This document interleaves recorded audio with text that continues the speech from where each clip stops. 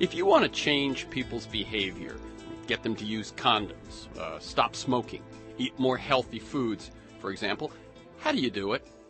Well, though the examples may be contemporary, the question is as old as society itself. And what have we tried? Well, information. Once people have the facts, surely they'll act accordingly. Carrots, gold stars in kindergarten, awards, recognition, money, religious rewards. And sticks, guilt, shame, ostracism, punishment, both on earth and in the hereafter. So, what works? In her new book, Join the Club, Tina Rosenberg identifies a successful social strategy based on harnessing the positive force of peer pressure. She tells stories of how it has reduced AIDS among teens in South Africa, smoking among teens in the United States, made villages in India healthier and more prosperous, helped minority students get top grades in college calculus, and even led to the fall of Slobodan Milosevic. Creative social entrepreneurs are starting to use peer pressure to accomplish goals as personal as losing weight and as global as fighting terrorism. So if you're committed to changing behavior from your own diet or habits to societal responses to climate change or inequity, stick around and, as Tina would say, join the club. Tina Rosenberg, the winner of a MacArthur grant, is a contributing writer for the New York Times Magazine, a former member of the Times editorial board, and writes the online column Fixes for nytimes.com. Her book, The Haunted Land, on how Eastern Europe faced the crimes of communism, won the Pulitzer Prize and the National Book Award. And her latest book is Join the Club, How Peer Pressure Can Transform the World. Tina Rosenberg, welcome. It's great to be here. Thank you. Okay. I like listeners to get to know the people behind the work and the ideas we deal with on the show. So this book and your work on the Fixes column for the New York Times marks a departure for you, doesn't it? Your previous two books, including the one that won your Pulitzer and National Book Award, were, in your own words, about seemingly intractable problems. And, as you say, problems were in endless supply.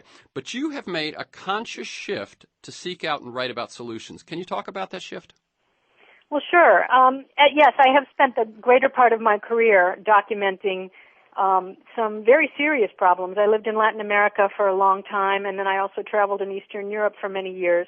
And I wrote a lot about political violence and about how you deal with crime, present crime and crimes of the past, which was what my book on Eastern Europe was about, how you deal with the crimes of communism. But, I mean, as I started to travel in other places, I began to get more interested in the question of what's working? What are some things that are working to solve problems? And the way this book came about was I was in South Africa writing a story for the Times Magazine, which was in part on the National Teen AIDS Prevention Program in South Africa, which is called Love Life. And it's a very interesting program because it doesn't tell teenagers anything about AIDS and how you get it and what its devastation is. They figured everyone in South Africa knew that already. It also doesn't try to scare you, which is a very traditional way of trying to get people to avoid risky behavior. What it does instead is give kids a reason to apply what they know about AIDS to themselves and to change their own choices. It basically gives them a club to join of people who have made the decision that they're going to take care of themselves better and have something to live for. And it's been incredibly successful. So I wrote about that, and then a little while later I was starting work on a story about a student movement in Serbia in 1998 that was begun by 11 kids at Belgrade University, and in the end grew into at least 70,000 people. They stopped counting because people were joining too fast. And it was instrumental in creating the fall of Milosevic in the year 2000. And it used essentially the same tactics. It decided we're not going to tell people how rotten the dictatorship is. Right. Kids already know that. What we're going to do is motivate them to do something they already want to do, which is overthrow the dictatorship. So how do we get people out of their living rooms and into the streets to get active in politics? And they did it by making politics cool, by making it a great party that everybody wanted to belong to. And they used humor and pranks. Their guiding spirit was a TV show that all the organizers had grown up watching, which is called Monty Python's Flying Circus. And they allowed people to join and join something that made them feel cool, made them feel like insiders, made them feel daring and heroic. Phenomenally successful. And it used the same strategy as Love Life did in South Africa. get you to do something that is in your long-term interest, but is very hard for you to make the decision to do, by giving you a new peer group to belong to, a group of people who have already made that choice. That is the interesting thing, that you didn't set out, oh, I'm going to change what I'm doing, but as you started looking, you began to see something popping up in different places. Yeah, and I just got tired of being depressed. I also felt like, gee, I need to focus a little bit on how things are being solved. It seemed to me to be less and less valuable to be documenting great problems in the world, and started to seem more and more valuable to be documenting some of the solutions. Let me ask you this. How has this shift in your focus been received? And let me say, I definitely found some wonderfully positive reviews for your book, but I also found reviewers and bloggers who felt you'd gone soft. Yeah, I got a couple of reviews that said she's slumming. She's decided that she's done writing about serious stuff and has decided to join the Malcolm Gladwell Club. That's right. Yes, I was going to say, you're accused of turning Gladwellian. That's right. Nothing wrong with that, I say. But I think this is in a way, this is a more serious book than a lot of what you see in the Gladwell mode. It's got more. It's very heavily researched, and my stories are real stories. I mean, they really. I spend a lot of time in these places. I give you a lot of history, a lot of social science. I don't believe it's heavy reading, and I take those reviews as a compliment when they say that it's lighter than what I've written before. But I don't think that it's in any way less serious. Yeah. One thing that's interesting is that most of them do say she's still a wonderful reporter. You know, the reporting is great, which is what you're saying, that these are heavily researched, that you do tell the stories of that you had to go around the world to grasp. Mm-hmm. But that somehow you've let them down. But I mean, I often think that it's like the priesthood or something. You know, once you get into a certain mode of being, people say, well, she's one of us, and now she's not. She's fallen. And one of the things that I'm going to play with these criticisms for a second, because they're sort of interesting. One of them, I'm going to quote, Rosenberg does her level best to spread the wealth, but the bulk of her stories, as one might expect in a book devoted to peer pressure, revolve around young people. But you point out that this peer pressure social cure, as you call it, is especially important with teens for two reasons. One, that's when risky behaviors and lifetime habits often start. And two, they are the most vulnerable to the need for belonging. Yes, that's right. That's partly biological. I mean, the teenage brain is still forming, and the part of the brain that is the latest to mature is the part that regulates judgment, which is something that would not surprise anyone who's a parent, frankly. Exactly. But the teenagers are particularly susceptible to dumb ideas and particularly susceptible to bad peer pressure, but they're also particularly susceptible to good peer pressure, and it's particularly necessary. But there are people who say, oh, I'm a grown-up, peer pressure doesn't apply to me, and that is not true. And several of the stories in my book are about this strategy of helping people change their behavior through peer pressure that is applied to adults. The reason we don't tend to see it as much is that once we're adults, we've tended to already find a group of people that we're comfortable with. So the things that they do just seem to us like, oh, that's just what I'm already doing. When you're a teen, you're still looking around for that group and you're trying different groups. But hopefully by the time you're grown up, you've settled into one. So I think people don't see the impact of peer pressure as much in their lives.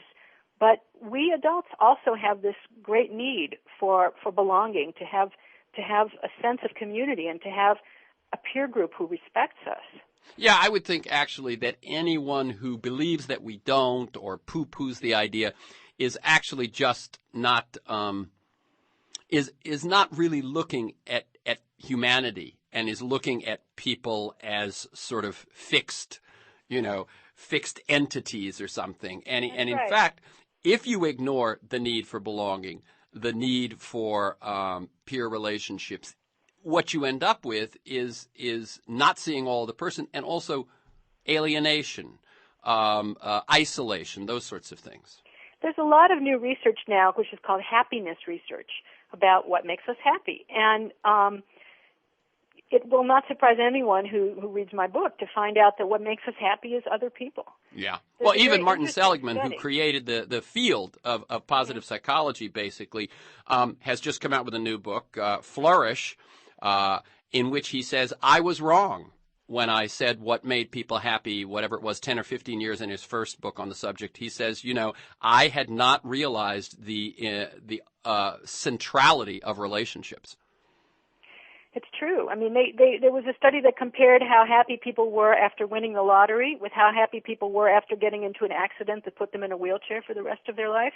Guess which group was happier? It wasn't the lottery winners. And that's probably because the lottery winners, once you win the lottery, then you buy a big house on the hill and you go live in isolation, and you start to become suspicious of everyone around you. That's right. You drop your friends. Yes.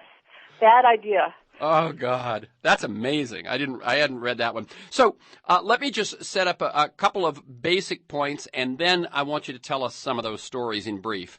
So first of all, you call this the social cure, and a simple definition of it is?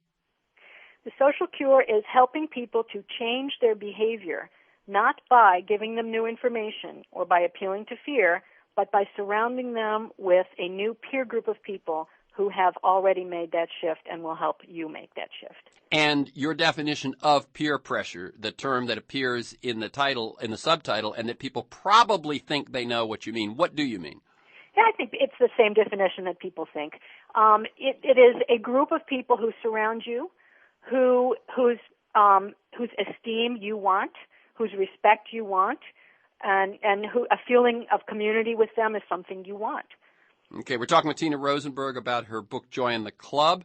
Talk a little bit about why we even face this conundrum. In other words, one of the things that the early part of your book, and I would think any discussion of this says is, well, wait a minute. We know, about AIDS. We know about smoking. We know what is it in human psychology and human nature that makes us need to come up with tricks to get people to do what's good for them. And I'm going to read one quote of yours, I believe. No amount of information can budge us when we refuse to be budged. The catalog of justifications for destructive behaviors is a tribute to human ingenuity. What's going on there? Well, why are we irrational is the question, really. And in part, it's that our body has psychological defenses that are necessary for us to be able to live, just like we have physical defenses that are necessary. And one of those things those psychological defenses do is help us paper over or ignore or not listen to pain. And when you, for example, continue to smoke, although you certainly know that this is a bad idea, that is something that is difficult for you to deal with psychologically. So you evolve a group of rationalizations for it. This is part of our genes, and it's also the other thing that affects us really, really strongly is the culture we live in. Now, I define culture perhaps in a different way than most people are used to thinking of the word. I define culture as whatever helps a group express its sense of groupness. What is it that we do that makes us separate from other people around us? And you can't see that culture when you live inside it. It just looks normal to you. But cultures do a lot of things that are incredibly self-destructive. And we just accept that when we live inside them. Very good. Okay, so let's talk about some of the stories. I'm Terrence McNally speaking with Tina Rosenberg about her new book, Join the Club, How Peer Pressure Can Transform the World. And you can learn more at a couple of websites. One is her twice-weekly columns at nytimes.com, and you can find them at nytimes, one word, .com/fixes, F-I-X-E-S, fixes, just like what you'd think. And Join the Club has a website, jointheclub.org. So the teenagers in South Africa, you mentioned briefly. Do you want to go into that one at any more depth? Sure, I can do that. Well, what Love Life, which is a deliberate pun, if you go to the website of lovelife.org.za, which is South Africa, you'll think you've accidentally stumbled into a fashion magazine. I mean, it does not look like an AIDS information website. It's got dating advice and stories about pop stars and job information and fashion, all sorts of things. it's designed to be something that teenagers want to do, a group that they want to join. And what Love Life has found is that just belonging to this group is associated with a dramatic drop in risky behavior. And something there that some of the founders of Love Life are now pushing on is what to do for kids who have dropped out of school, because almost all your risk in life of catching HIV in South Africa is concentrated in just the few years, the 3 or 4 years after you leave school.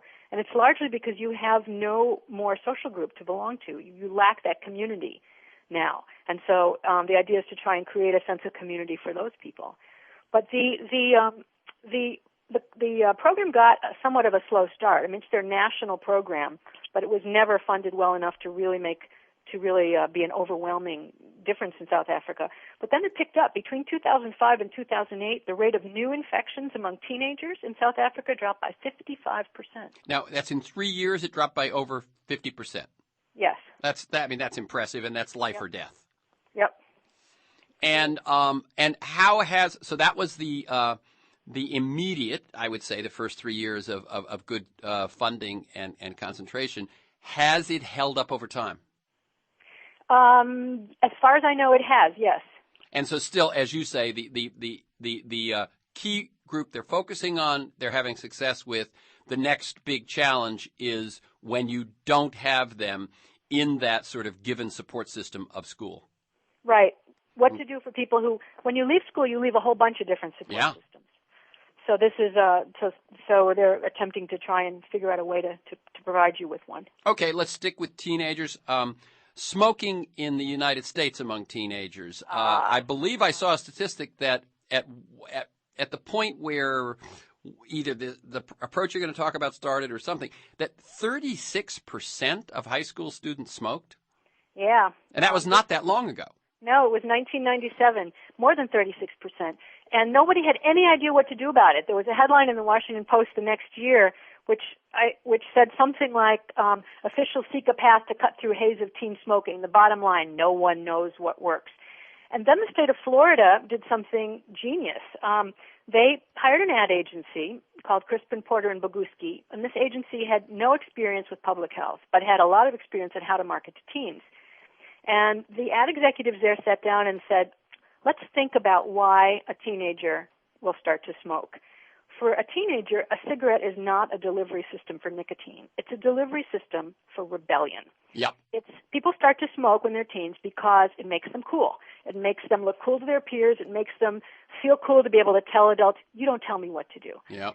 And that's one reason that telling teens about the dangers of smoking to their health is totally counterproductive. Teens already know about the dangers. In fact, they overestimate the dangers of smoking. They think it's even worse than it is, but that's part of its appeal. That's one of the reasons they're smoking, isn't it? That it's a risky... Exactly. Yeah. So what Crispin, Porter, and Boguski did was say, well, let's figure out a way to give teens those same satisfactions of rebellion through not smoking. And what they said was, who can we have you rebel against? The tobacco industry, which is trying to manipulate teenagers and essentially enslave you. So they did two things. They started this incredible media campaign, which is called Truth. And after Florida's success, it became nationwide. So many people, I'm sure, have heard of it. But what they did was they put on the air teens making prank phone calls. They had a bunch of kids do a road trip. They drove from Florida up to Richmond, Virginia, which is the headquarters of Philip Morris. And they stopped at the gate and said to the guard, we'd like to see the Marlboro Man, please. And the guard, clueless man, said, oh, I'm sorry, you can't see him because he's dead. Right. And in fact, the actor who had played him in the commercials had just died of lung cancer. And they put this all on tape and they showed it on the air. And these commercials were all written by the kids themselves, and they basically mocked the tobacco companies. They were really cool. And to accompany them, they had clubs in every county in Florida that did sort of street theater. Like they would do die-ins where they would go outside the office of like a tobacco advertiser, and they would draw outlines of bodies on the sidewalk, stuff like that. And it was tremendously successful. In its first 2 years, it produced the single largest drop in teen smoking that the United States had ever seen. And it continued to drop. And when it was adopted nationwide, the same strategy worked all over the country. teen smoking at the end of the decade of the 2000s was about half what it was at the end of the decade of the 1990s, and this is why. That's phenomenal. Yeah, it's if you're going to stick it to the man, right? Exactly. And you can tap into that. That's very powerful. The one in India is really striking because we're talking about adults, even if young adults, but we're talking about a caste system and somehow shifting in a world that in a life that is filled with poverty and little hope, shifting something that is, goes back millennia. Yeah, you wouldn't think that something like that could really be destroyed as thoroughly as this program has done it. And we would have to say in the premise that obviously a caste system works is the embodiment of peer pressure. Exactly, it is. Yes. Well, this program is not a program that's designed to destroy the caste system. It's a public health program. It's designed to help villages in India, which don't have doctors, improve their health. So it was started in 1970 by a husband and wife, Raja Rowley, who unfortunately just died about a month and a half ago, and his wife Maybelle, who had been doctors who graduated from a very prestigious medical school and then moved to near where Raj was born, which is a very poverty-stricken area of India, and ended up, after trying many different things, training in each village extremely downtrodden women to become their village doctors. And these were women who were absolutely impoverished. Most of them were untouchables from the Dalit or untouchable caste. Some of them had leprosy. You can't get more of an outcast than this. And they would gather them at the campus of this organization, which is called Jamkhed for the city that it's based in, and teach them about the basics of village health. And most of these women couldn't read at all, had never been to school, but that turned out not to be necessary. The hard part wasn't teaching them the skills. The hard part was giving them confidence, because these were women who, through most of their lives, Dalits had to walk with a little broom behind them to erase their footprints, lest someone else be contaminated by touching them. That was their station in the village. How do you get these women to the point where they feel like, I have something to teach my neighbors, and my neighbors will listen to me? And they used peer pressure. They formed this group of women into a sisterhood, and new people in the program would go to the village of a woman who had a few more years' experience and watch her. And they could see she started out just like me, but look at her now. Look how bold and assertive she is. And every Tuesday, all the women in the program come back to the Jamkhed campus, and they study a new health topic every week. But probably more important than that is that they renew their bonds of sisterhood, and they talk about their problems every week.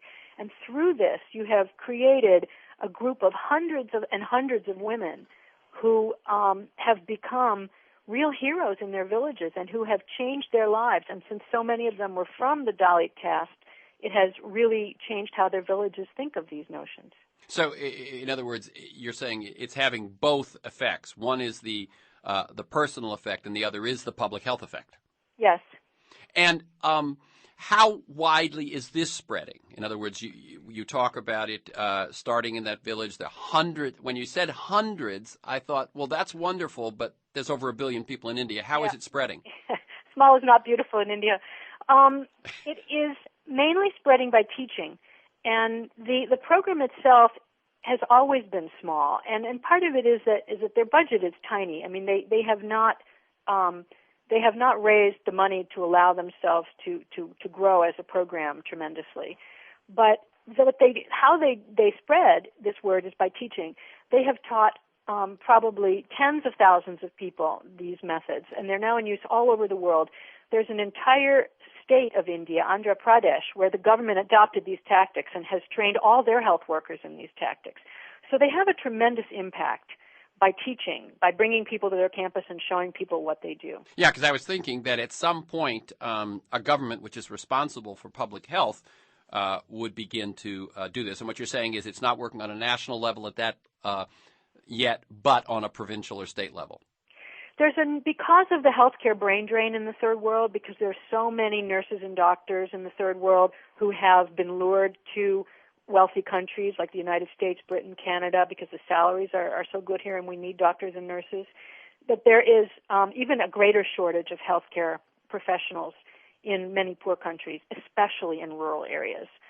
You generally find no doctors in rural areas and very few nurses. So there now is a real need to shift this down to people who have less and less training, which is fine because the vast majority of problems in rural areas that deal with health are problems of preventive health. They don't require medical degrees. Right. So there's a lot more interest in the community health workers than there has been in the past. The students studying calculus in college. Talk about that one. Mm-hmm. Well, this is a program that began in the 1970s at Berkeley, and it was started by a man named Yuri Treisman, who is now an education entrepreneur in many ways. And he was at the time a math graduate student, and he was disturbed by a fact that was becoming evident, which was that minority students, Latino and black students, tended to do very poorly in Calculus 101, even if they were very well prepared for the class, had high math SAT scores, and had already taken calculus in high school and done well in it. When they got to college, they didn't do well in it. And it was a very important problem because if you did not do well in Calculus 101, you could then not go on to a career in math or the hard sciences. So he looked at the usual explanations for this and didn't like any of them. And then he took a movie camera and asked grad students to indicate a group of 20 students who did well in calculus and a group of 20 who did poorly, and he moved into their dorms with them and watched them for the next 18 months. And when he got finished, what he found was that the kids who did well, which was a group of Chinese American students, studied in groups. And the kids who did poorly, which was a group of black students, studied alone. And this did not seem at first like an important difference, but it proved to be an incredibly important difference. So Treisman then said, well, we'll give everybody the same calculus lecture, but your discussion sections every week, we're going to set up special discussion sections where kids can do group work. These were not remedial. This is very important. The problems they were working on were actually more challenging than the normal homework problems. But the kids were assigned to sit in groups of 3 or 4 and work on them together, and the teaching assistant who was teaching the section was under strict orders not to answer any questions. All you could do would be to get the kids to try and answer it themselves. And so it changed the way kids learn math.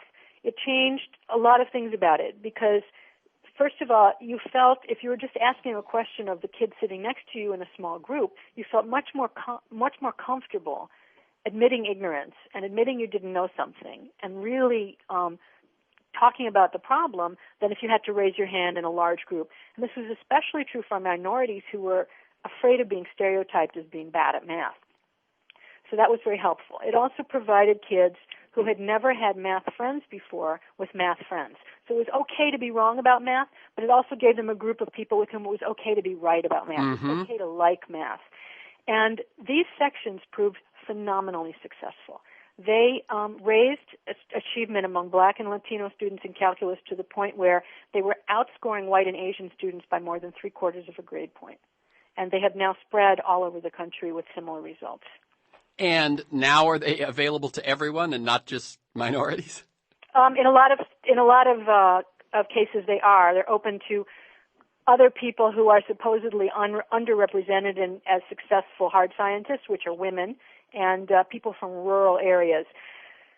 There's a lot of politics associated with this, and in some cases, the universities have diluted these programs in a way that, because of controversies over affirmative action, they're not as widespread as they should be.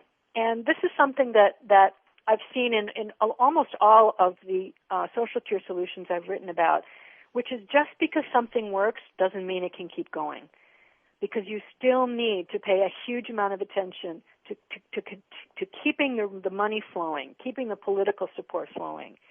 And in the cases of the calculus clubs, what happened was that you just had a lot of graduate students all over the country who came out of these programs who weren't starting them in universities themselves because they lacked just that little extra bit of money they would have needed to be able to start this program. not much extra money, but an extra discussion section a week and, petty cash for pizza and stuff like that. Just a small thing, but it really kept them from doing these programs. And it's been a problem in everything. I mean, the kids in smoking especially has been eroded because the tobacco companies hate this program. Yeah, in other words, I know that a lot of the initial funding for the anti-tobacco programs came from the state's settlement, class action settlement with the tobacco companies, but that money doesn't last forever, right? And especially when you don't spend it on what you're supposed to spend. Exactly. And what you find is that the tobacco companies, once they shifted from defending themselves in court to then looking at I'm sure as long as nothing was working that the money was being spent on, that was fine.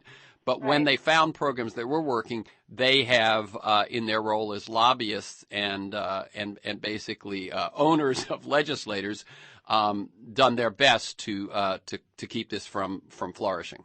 Absolutely. Yeah. Now, I think I want to deal with a couple of more of the stories, and I have a lot of questions then about where do we go from here. But that point that you just raised is really something that even if these work, it doesn't mean that they will continue or that they will spread. And this seems to me to then be, if you will, a societal problem akin to the first one.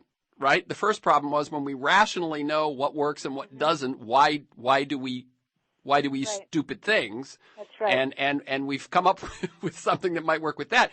The question is, what do we do with legislators and foundations and things that aren't picking up the ball when they know what's going on? And I think that may be, when we're talking about scaling something, that may be the next challenge. That's right. You talked a bit early in the program about the Serbian group, and I'd like you to talk more about that. And then what you have pointed out is that the Belgrade-based group, Canvas, travels now around the world teaching the methods that worked for them, and that those that has supported some of what's going on in Arab Spring. Talk about that. Both more of what they did, and then how it has shown up in Arab Spring. I love these guys. They're really doing an amazing amount of good work around the world.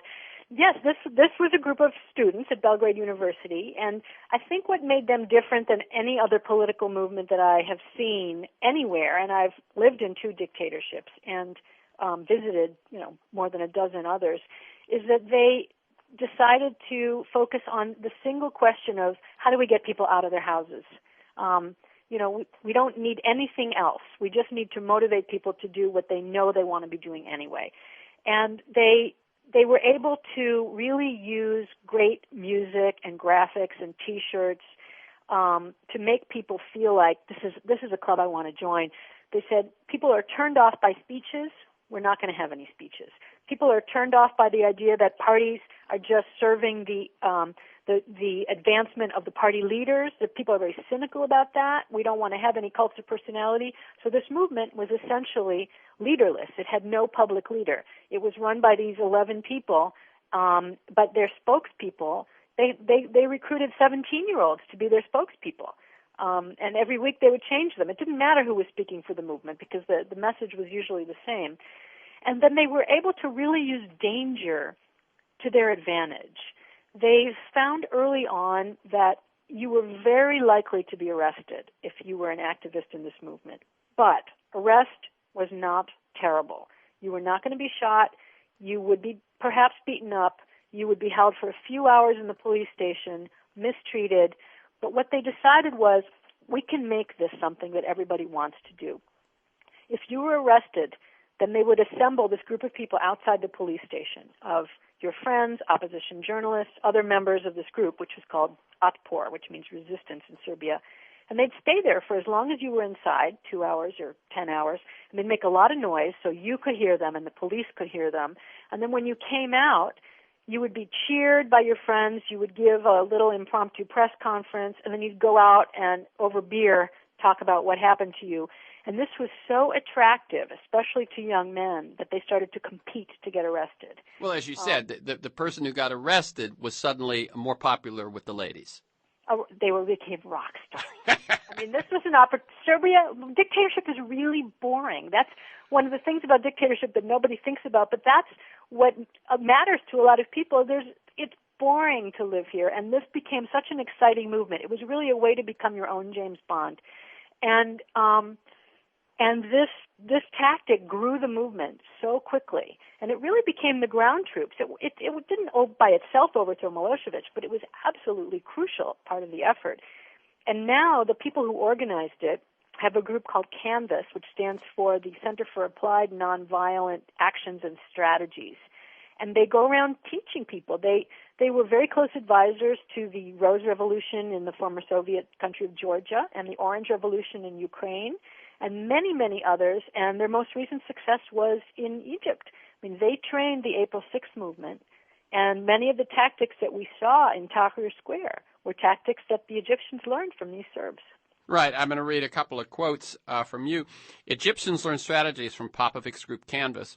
It taught them the importance of maintaining strict nonviolent discipline, treating the police as allies in waiting rather than as enemies, and showing unity. Each group putting away its own flag to wave only the Egyptian flag, and Christians and Muslims protecting each other as they prayed.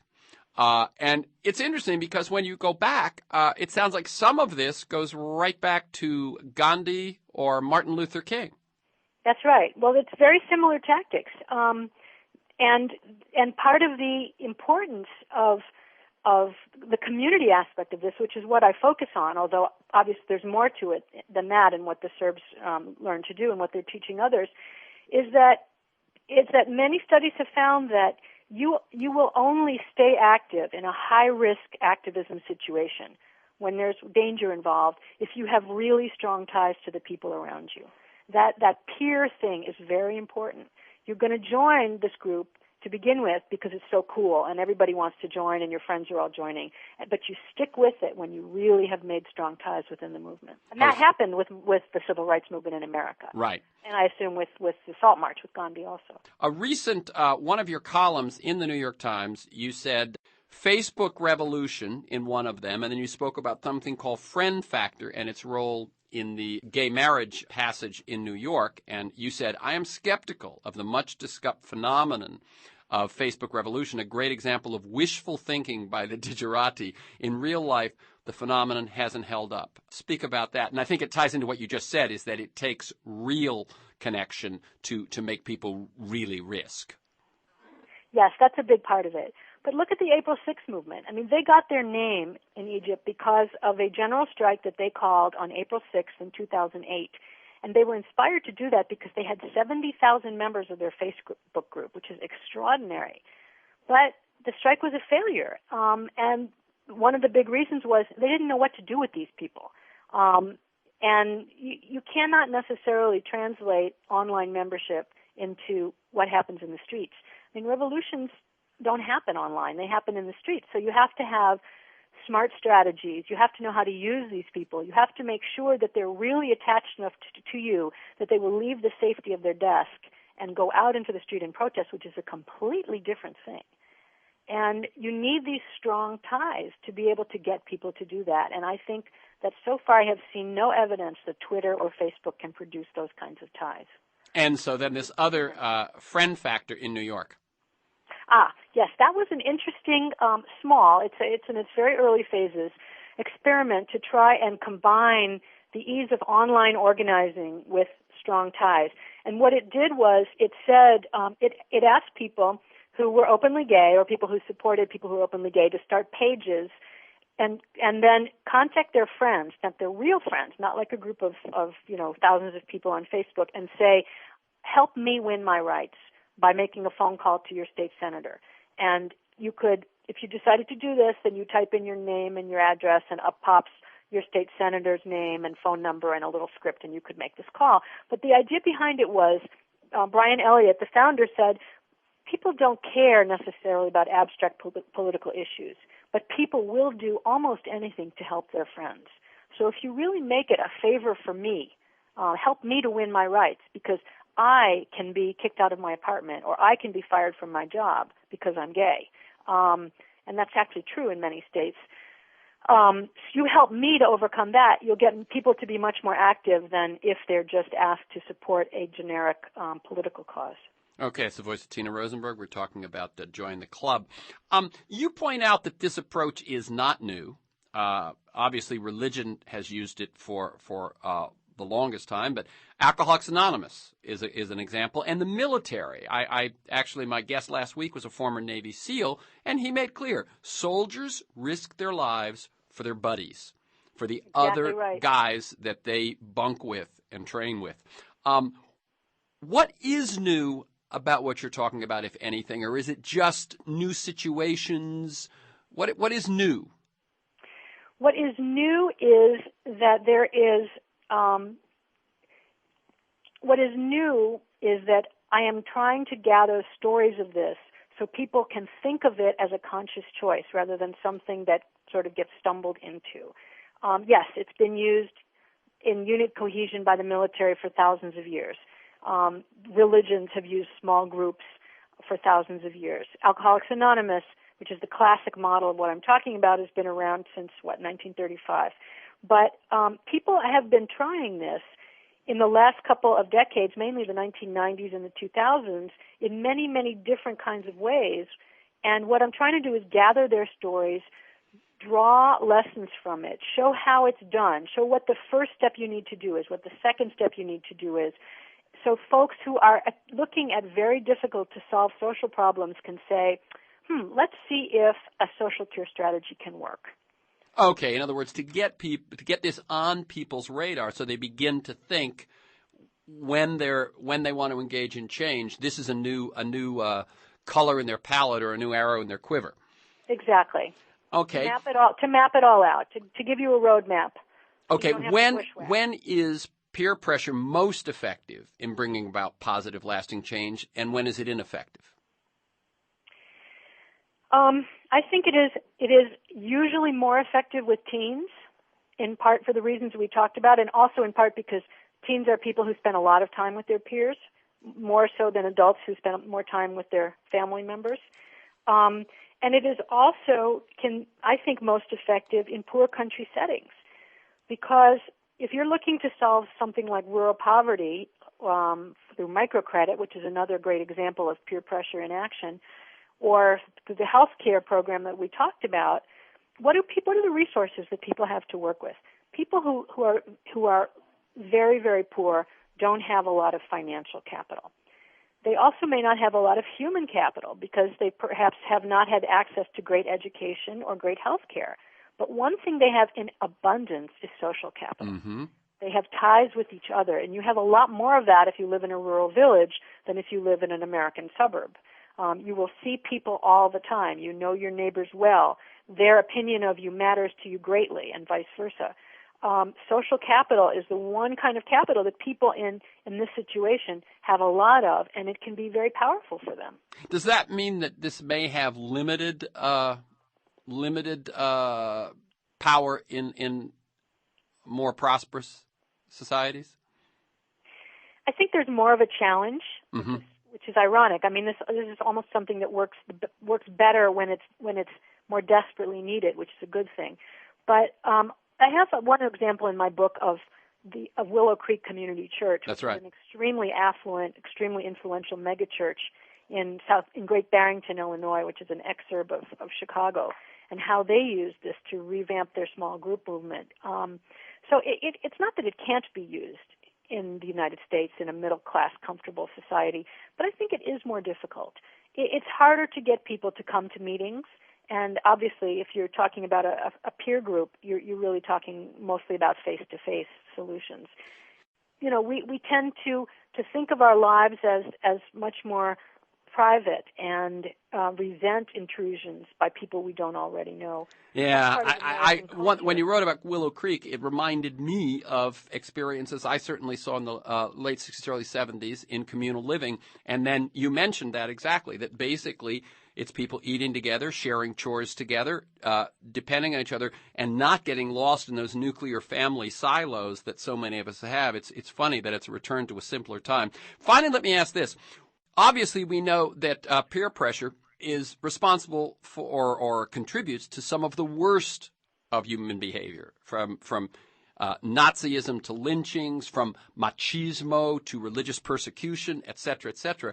What are the critical components that turn peer pressure to the good? And let me ask about one specifically that struck me as curious.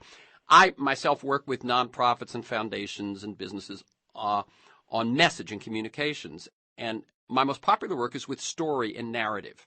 What role does changing the story or changing the narrative or supplying a story or a narrative play in turning peer pressure to the good? Mm-hmm. Well, I think you're right. I mean, obviously, peer pressure is well known as a powerful force that can be turned to evil ends. In fact, that's usually all we think of when we think about peer pressure. And one of the things I was trying to do in my book is show that, yes, it's an extremely powerful force, but it's a neutral force. It can also be turned to good ends. And I think that what it takes is intentionality. None of this happens by accident. And if you really want to use it and you have a particular goal, then what you want to do is create groups of people or help people reach out to people around them so that a social norm is established in a positive direction.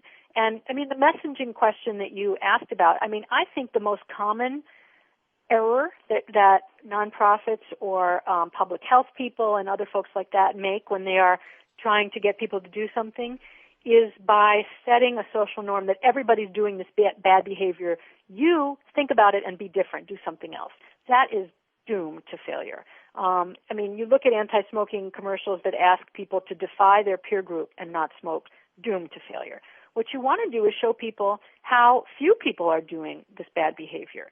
For example, there's been a new way of looking at how to keep kids in college from binge drinking, and it's based on telling college students, actually, very few people indulge in binge drinking. Okay, I've got to cut you off there. The book is Join the Club: How Peer Pressure Can Transform the World. The websites are nytimes.com/fixes and jointheclub.org. You can listen to this week's conversation and many others anytime by linking to the podcast. You can sign up to have it delivered to you weekly. You can find that at iTunes or at TerrenceMcNally.net, Terrence McNally.net, or world@justmightwork.com. They're both the same website. You can sign up there or by emailing me at temcnally@mac.com to get a weekly announcement telling you who's going to be on and what we're going to talk about. Finally, thank you to Tina Rosenberg. Keep up the good work.